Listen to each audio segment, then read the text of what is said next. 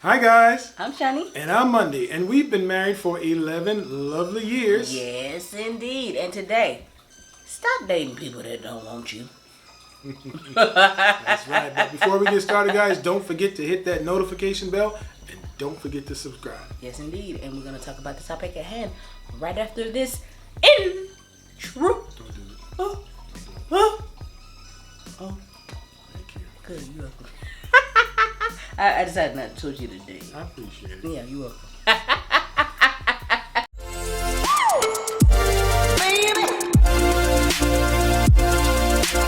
Okay, stop dating people that don't want you. Now, this seems like one of them duh, everybody know that moments, right? That's true.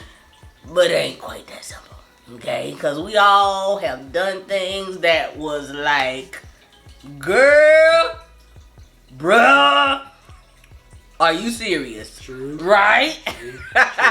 We all have. Okay? I know I have on a number of occasions. Okay? We get wrapped up in this whole love thing, and sometimes we lose our good senses. Okay? True. Sometimes we like, should I be dating the person that don't want me? Our brain says, hell no. But our abandonment issues say, yes, please. Exactly. Why? Because it is familiar.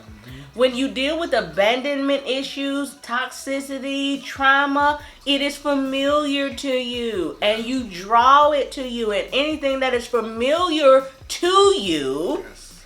you make it a habit, including dating and getting into relationships with the same type of people that you are familiar with. True. And sometimes that is toxic. True. Abandonment issues are not just from people leaving you. Sure. Abandonment issues also come from mental and emotional abandonment, True. which is just as, if not more, just as detrimental as physical leaving abandonment. And it causes you to look at relationships in a way that is not healthy. True. So, if you are always dating toxic people or getting into relationships with toxic people, it is because you yourself are either toxic or tainted. I know you don't want to hear that. Don't none of us want to hear that. Hell, I ain't want to hear it. Okay? But the truth will set you free. It is. Yes, indeed. It's also why you're not attracted to people that actually want you and that will treat you right, because you are relationally insane. Yeah, I ain't stutter. I did not stutter. You heard right. You are relationally insane. I know, because I was the same way. Yeah. I was one of those ones that thought it was everybody else until I found out it wasn't. When you keep doing the same thing the same way, expecting a different result, what is that? Insanity. The insanity.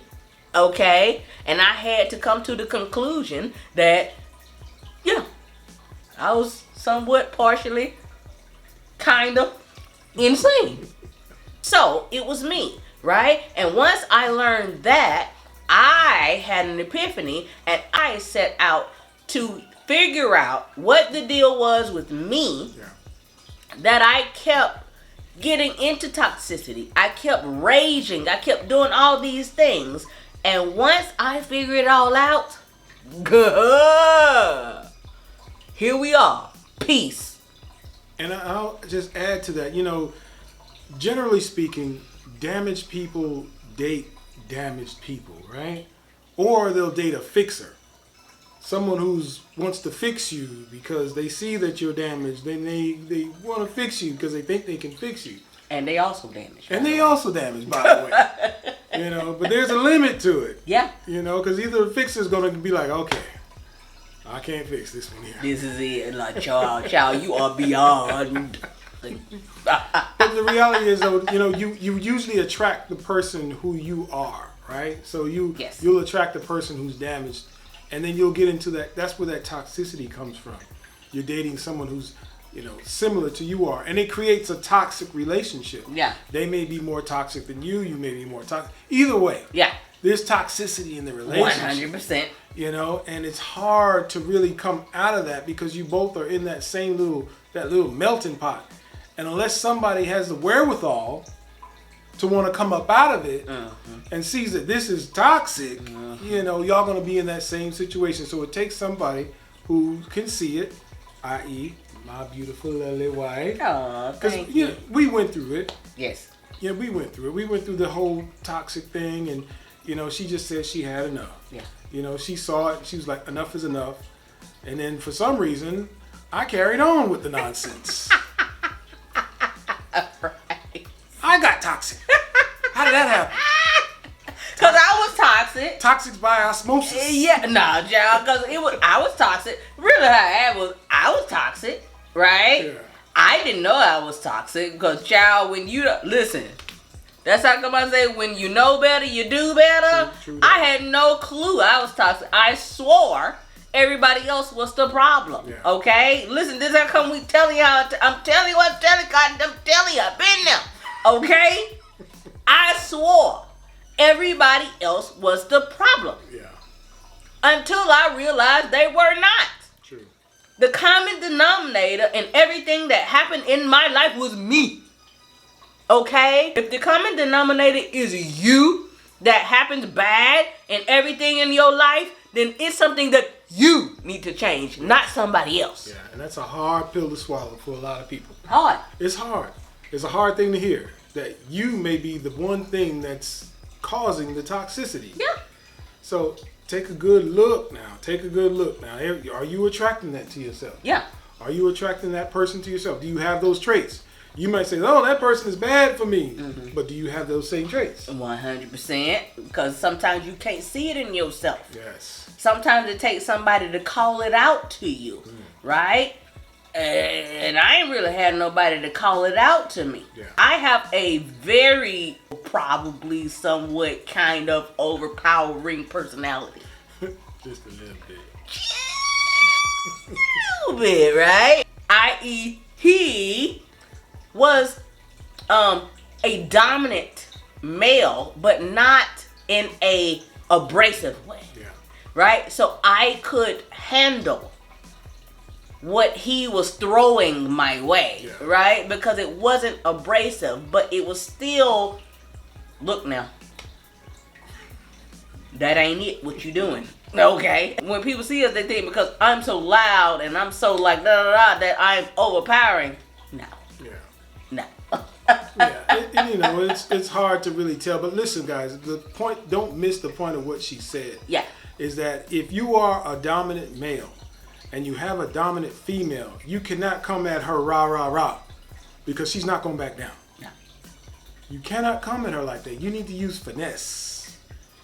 You need to use finesse if you want to get something done. 100%. And count on your skills to get it done. Don't count on your bravado to get it done, because that's not going to work with her. It ain't going to work. And males think that, oh, this whole masculine, whatever. You call it whatever you want. You know, I am an alpha female. There's no doubt. He's an alpha male, no doubt, right? But we managed to work it out amongst ourselves. Why? Because he knew how to finesse me. Okay? And he knew how to finesse me and make me come on down. Bring it on down, right? And so if you don't know how to do that as a male, you can't blame that on the woman. Nope.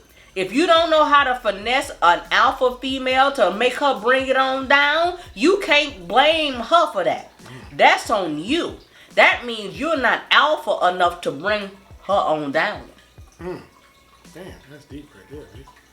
That gave me chills. I like that one. Guys, if you heard something you like, dislike, whatever it was, it moved you, made you think, made you mad, whatever it was, drop it in the comments box below. We want to hear from you. Yes, indeed. And if you could, support us at our website, www.urbanwellbred.com. That's right. And don't forget to like. And share. And whatever you do, What's in that box? do not forget to subscribe and hit that notification button. Ding. Ding, ding. Until next time, peace.